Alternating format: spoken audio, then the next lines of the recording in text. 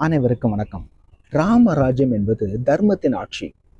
அங்கு பேராசைக்கும் வஞ்சகத்திற்கும் இடமில்லை.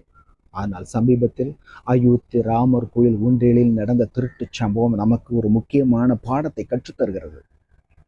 லட்சக்கணக்கான பக்தர்கள் தங்களின் தூய்மையான பக்தியால் காணிக்கைகளை செலுத்தினர். ஆனால் ஒரு சிலரோ பாதுகாப்பு கேமராக்களை மறைத்து அந்த பணத்தை திருடியுள்ளனர். கற்களால் எவ்வளவு பெரிய கோவில் கட்டினாலும் மனித மனதிற்குள் இருக்கும் பேராசையை மாற்றிவிட முடியாது என்பதை இது காட்டுகிறது. இருப்பினும் தவறு நடந்தவுடன் ஆலய அறக்கட்டளையின் முக்கிய நிர்வாகிகள் உடனடியாக தங்கள் பதவிகளை ராஜினாமா செய்தனர். இது ராமராஜ்யத்தின் மிக முக்கிய பண்பான சுய பொறுப்புணர்வையும் நீதியையும் நமக்கு நினைவூட்டுகிறது. சுவர்களால் ஒரு கோவிலை நாம் கட்டிவிடலாம், ஆனால் நம் மனதிற்குள் இருக்கும் பேராசை அழித்தால் மட்டுமே உண்மையான ராம ராஜ்யத்தை நம் சமுதாயத்தில் கொண்டு வர முடியும். நன்றி, வணக்கம்.